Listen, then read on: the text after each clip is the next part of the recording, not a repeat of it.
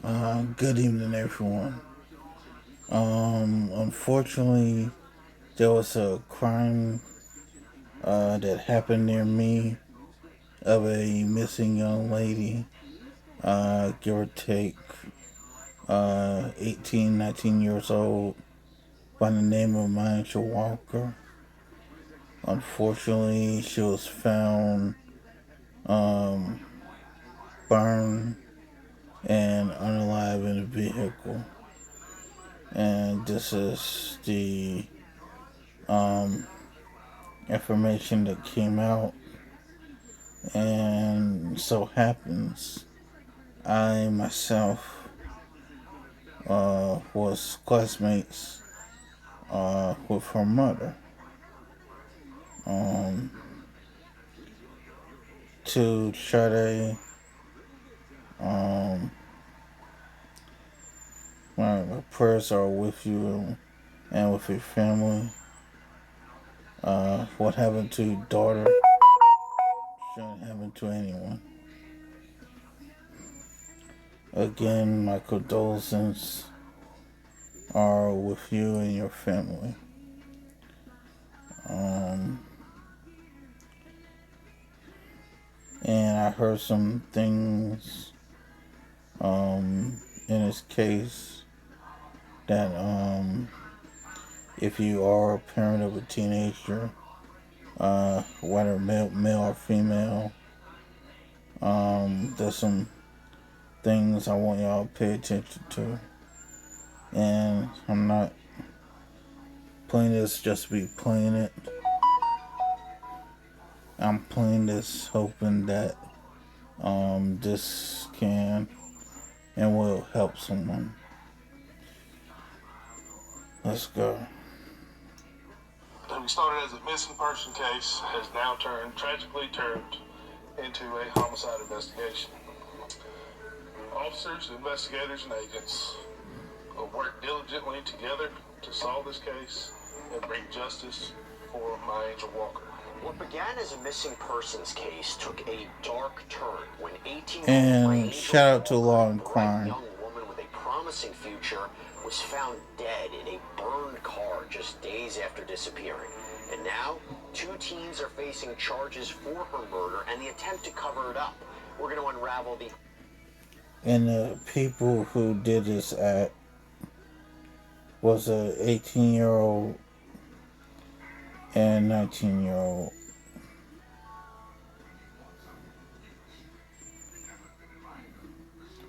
Let that sink in.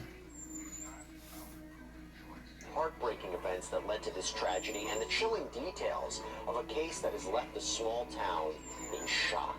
Welcome to Sidebar, presented by Law and Crime. I'm Jesse Weber. A seemingly ordinary morning turned into an absolute nightmare for the family of 18-year-old My Angel Walker when this bright, young woman who was supposed to report for work at a local healthcare facility in Clinton, South Carolina, never showed up. Her loved ones immediately knew something was wrong, but soon after that, they started searching for her, and they realized they weren't looking for somebody who was still alive. So let's start right at the beginning. When this tragic story unfolded, we go to December 12th. My Angel was supposed to report to work at the NHC healthcare facility in the morning, but as I said, she never came in. So her family tries to contact her, can't get a hold of her. They report her missing to local police that evening. Hours pass by, and Lawrence Police Chief Heath Copeland told Fox Carolina that by nightfall, police realized this was beyond just a missing persons case. And what happens? The very next day, police find My Angel's body inside of a burned vehicle in Greenwood County. It's our understanding this is about 30 miles away. The car appeared to have been set on fire and was off in a wooded area near the road. But here's the thing. Although the car was burned, it doesn't appear that My Angel died from that. The autopsy results revealed that My Angel was actually shot to death. Although, to be clear, more details about where the gunshot wound or wounds were really haven't been released yet. Now, before I get any further into the case and who might have done this, I want to bring on trial attorney Adante Pointer. Adante, thanks so much for coming on. I know this is a difficult case to talk about, but I Very want to start by difficult asking you case. about the missing persons report that sparked this investigation. How significant is the timing of a missing persons report in a case like this? I know I've got a comeback in me. And when I take the next step, I'm going to make it count. For my career, for my family, for my life. Because I'm worth the investment it takes to earn a degree that I can be proud of. I'm worth the work it takes to get an education employers respect. I've worked too hard, too long to stop now. It's time, my time. Time to get credit for the experiences I've had, the things I've done. Time to earn the recognition I deserve. Time. In a case like this. The timing of when a person is reported missing is critical because essentially we know and have learned, and the data shows that the longer the time that passes, that decreases the likelihood of finding that person. So it's very important that people reach out to law enforcement immediately in order to get them on the case so that they can essentially search and investigate the trail of clues. Yeah, this is a pretty awful story, but look, we appreciate you guys following it with us, coming to us for this story, and we have to thank our sponsor, Upside, because it's with their support that helps make episodes like this possible. Now, if you don't know what Upside is, it's great. It is a free app that gets you cash back when you buy daily essentials like gas, groceries, food. This is real cash back. It's money that appears in your Upside app that you transfer right into your bank account. Look here, I used Upside to find a gas station near me. I claimed an offer on Upside, pay with my credit card at the pump, follow the steps on the app, and I got cash back. It is super simple, and you can use Upside at all different kinds of places, restaurants, convenience stores. So to find out how much you can earn, you can click the link in the description to download Upside or scan the QR code on screen. But make sure to use our promo code SIDEBAR because you get an extra 25 cents back on every gallon on your first tank of gas. What do you make of the fact that the body was found about 30 miles away in a neighboring county? What does that tell you about a potential suspect? Again, this is before I'll get into who might have been, who was arrested in connection with this case. Yeah, so essentially what that tells you is that the person that came in contact with that, essentially killed her was someone that either came in contact with her within her circle of friends or contacts, or happens chance crossed her path. But it's not as if this person came into contact with her on the other side of the country or she's on vacation. It's someone that also likely lives in close proximity to the victim. And somebody who has a car and is able to transport a body that way. Or somebody who able to transport the body that way. So going back to what happened here, investigation, they landed on the person that they believe is responsible for my angel's death. I did not mean to fall asleep. Again, I'm sorry. It was none other than Wrong day. Angel's on-again, off-again ex-boyfriend.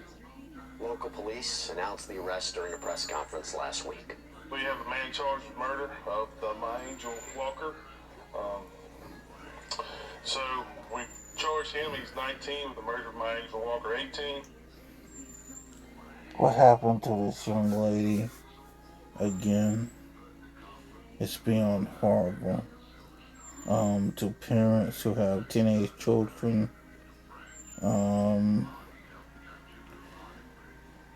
There's some conversations that that's most likely gonna need to be had concerning dating and how to approach certain things.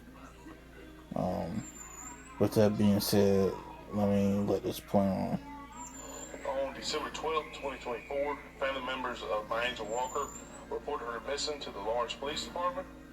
During the course of the investigation, it was determined that Walker was last seen at the city limits here in Clinton. A joint investigation was immediately launched by Clinton Police Department and Lawrence Police Department. As the investigation advanced, it extended into Newberry County and Greenwood County. With additional assistance from the Lawrence County Sheriff's Office, Newberry County Sheriff's Office, Greenwood County Sheriff's Office, and the South Carolina Law Enforcement Division. Oh, they had everybody looking for her. What started as a missing person case has now tragically turned into a homicide investigation. Officers, investigators, and agents will work diligently together to solve this case and bring justice for my angel Walker. Presley has been arrested and charged today, December the 13th, with the murder of my Angel Walker. Presley has been charged with murder and possession of a weapon during the commission of a violent crime.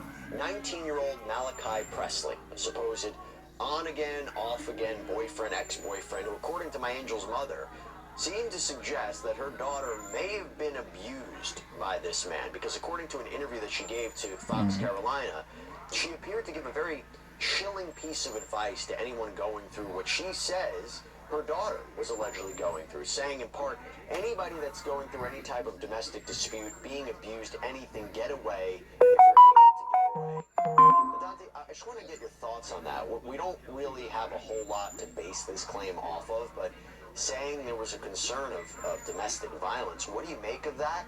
And also a couple that also with, how does the legal system address domestic violence in cases where the victim is killed or allegedly killed by a partner or ex-partner? My heart goes out to the family of my Angel, to hear from the mother that she was concerned about domestic violence and abuse. It just really is the type of thing that any parent cringes, any type of person that has any heart is really taken aback by. Because what you understand is that they're in some sort of toxic relationship, and not only was there abuse, but it ultimately led to a conclusion of death. And you want people to step in to help someone who's suffering from that. And as she said in her plea, if you're in a situation, in a relationship like that, get away as quick as you can, because the results can be deadly. Yes. And, does the the alleged abusive history between Presley and my Angel strengthen the case? How would it affect the potential prosecution against him? Yeah. Sure. When prosecutors are confronted with evidence, or if they have evidence of abuse within a relationship and there's ultimately a death, then they're going to use that to strengthen their case and to prove up the point that this person was violent, that a person had been suffering prior instances of injuries, or had been telling people about prior instances of abuse. And that lends itself, if you will, to analyzing and contextualizing the evidence for the actual murder case. And so that actually is a very, very powerful pieces of evidence that prosecutors will marshal together in order to convince and persuade and prove to a jury that this person, it wasn't some random event, it wasn't a heat of passion, it wasn't a moment of insanity, but instead this was a conclusion of a pattern of abuse, and it reached this deadly, deadly endpoint. That is something I want to explore a little bit more. So again, the reports are that he's been charged with a murder. If he claims self-defense, if he claims emotional outburst, because I think under South Carolina law they recognize an extreme emotional disturbance or heat of passion type argument as a form of manslaughter. Would that work here as a reason for the shooting? Assuming he did this, what kind of evidence would the defense need to present to make that argument credible? Well, in order for a defendant to make a credible claim of self-defense or heat of passion, you have to have some type of evidence to marshal to your benefit. And in a situation like that, you're looking at defensive wounds, you're looking at witnesses who would be able to prove up that he himself was a victim. However, at this early stage, none of that tends to lend itself to the evidence that we have so far in front of us. And what we say by that is, this young lady was shot with a gun. She was driven 30 miles away from where she lives. She was found in a car that was burned up, which are all indicators of guilt, trying to cover up evidence, trying to cover up the crime, trying to evade arrest. A person who's a victim that has killed someone in a legally justified way in self-defense, you don't do those type of things, because you're innocent, it's self-defense, and you wouldn't engage in that type of cover-up. And so I don't think that that's going to fly. As I often have told clients when I did my criminal defense work, just because it's an argument, it doesn't mean it's a winning argument. That's fair, although I will tell you, and not to defend the allegations here, I have seen cases before where somebody said, I didn't murder this person, but yes, I panicked and I disposed of the body. And that sometimes worked. You're exactly correct. It's not that if a person who killed someone out of self-defense, they never panicked and think, oh my gosh, I'm going to get in a bunch of trouble, maybe people won't believe me, and then they try to hide evidence of the crime. But in this situation, it's much more disturbing, because you have a Very gunshot disturbing. wound, you have the body being moved 30 miles, and then you have the car set on fire, and then you have coupled that with the mother talking about That was claims of done prior with abuse. intent. Once again, the argument could be made for a legally justified killing, but just with the cards as they are currently set up, sitting face up, it doesn't seem to be. On everything that I'm hearing, this is easily murder in the first degree, just on what I'm hearing alone. Which means the young lady in question and this guy in question are looking at life in prison or the death penalty. Because in the state of South Carolina, we do have the death penalty. And we also have life. Just want to put that out there. A very credible argument. So I want to go back to this. I want to go to these arrest warrants because police say that the day before my angel was reported missing, Presley shot her sometime in the evening hours between 10 p.m. and 11 p.m., and that was on Gary Street, which is in Clinton, South Carolina. And in addition to the murder charge, Presley's also facing a weapons possession charge. But this is where the story takes another turn because police say he did not act alone. They also arrested a second teenager who they say helped Presley. Additionally, Taylor Connard, 19, has been arrested and charged as an accessory after the fact in connection with this case. So after my angel was shot, police say Presley disposed of her body with the help of 19-year-old Taylor Kinnard. And according to local reporting on the details of Kinnard's warrant, police allege that Kinnard did render assistance to Presley by aiding in the disposal of Walker's body. Dante, back to you. When we talk about accessory after the fact, how does that work? How do you prove it? And how do you defend against it? Yeah, sure. You know, in this situation, you have a teenager, a young lady who police allege assisted this man with essentially disposing or trying to cover up the crime, the evidence of the murder or the killing. And so what defense will try to argue is, hey, I didn't know what was taking place. I may have driven the car, I may have sat in the car, but that's going to be pretty tough. She would have to show, and evidence would have to prove, that essentially maybe she got in the car and didn't know the body was in the back. The police and the prosecutors, on the other hand, would be seeking to prove you were aware a crime had taken place, you were aware that you were now helping and abating and assisting the person, the perpetrator of the crime, with trying to cover it up. Whether that's driving the car that the body was in and you knew the body was in the trunk, whether that's when the car was pulled over and they set the car on fire, you knew a body was in there. Maybe it's just him telling you, hey, I killed this young lady, I'm panicked, I'm scared out of my mind, can I borrow your car? And you allow him to do it. Given the way and the type of evidence, or I should say the facts, if you will, that the police allege and how they put together the story and the narrative, it appears to me that this is a classic case. A person gets in trouble, they call somebody, that person tries to help them, Unfortunately. and instead they find themselves in a world of trouble. And that's what aiding and abetting will do for you. You then are also charged in the case, and you now are facing serious criminal sanctions. Yeah. By the way, I have a question for you. In this case, the evidence involves this burned vehicle, involves a gunshot wound. What would be the challenges that law enforcement would face, or I should say prosecutors would face, in proving that it was Presley who was responsible for my angel's death? Do you think, and by the way, because given that the body was found in a burned car, you know, I wonder if evidence could be contaminated, if you really can, reconstruct the scene to explain exactly what happened. Yeah. Yes. Well, in a situation where authorities are investigating a killing and the body has been burned, has been like here in a car, and the car has been set afire, the fire and the heat in and of itself will destroy a lot of evidence, fingerprints, DNA, and things of that nature. However, a gunshot wound cannot be wiped away by fire. No. And that's why even if the body was charred or had been burnt to that a wound recognizable still be there. degree, they still would be able to figure out what the cause of death was. However, that does pose a very difficult challenge for law enforcement to place him in the car or touching the body or having, finding his fingerprints on the steering wheel and things like that. However, there's another element here. There's a second person who's been charged as an accessory after the fact. Just given my experience dealing with criminal cases and evaluating it and defending people, I'd imagine they got some statements from these two teenagers and or they got some evidence from their phones. And that's what law enforcement will use, if you will, to put a bow on the case. That is a really, really good point. That is a really good point, that digital evidence. And I also have to ask you, I didn't see reporting on this, could be wrong, but I didn't say anything about arson charges or tampering with evidence charges. You think those would be added? How would that complicate the case for either of these individuals? Sure. Well, police and prosecutors are free to add charges at any time based upon Yeah, the evidence they are. and as it's developed. And so we're in the early stages of the investigation, but certainly those charges for arson could be added to one or both of the criminal suspects or defendants. Now they could add arson, but I think if they go for murder in the first, any one of them gonna get out instead of South Carolina. I'm just being brutally honest.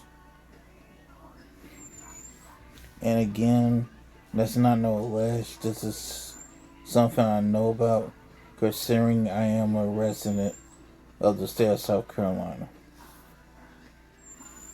Finish this video out. 1 second, y'all. 1 second. Finish this out. Criminal suspects or defendants once the police arrive at that point. However, if they are charged with arson, that tends to be a situation of aggravation and certainly adds to the exposure as it relates to a prison or jail commitment for either of these young people if they're actually convicted of the crime. So arson ups the ante, it raises the stakes, and it just increases their criminal exposure. So, it'll just put them in even more hot water, so to speak. Around here, we make the American Sorry dream about home that. possible.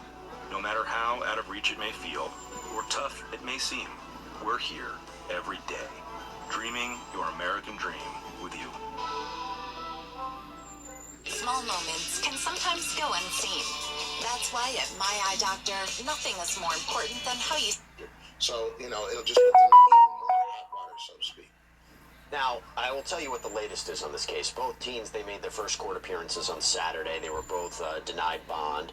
And as for My Angel's family... As they should be denied as you can bond. imagine, her death has just rocked the town in Lawrence, South Carolina. This young woman was described as someone so bright, caring, had dreams of becoming a nurse. In fact, the Lawrence District 55 College, where My Angel had recently graduated, they posted this very heartfelt tribute on Facebook, writing, "This is a post we never wanted to make, and we pray we never have to make again.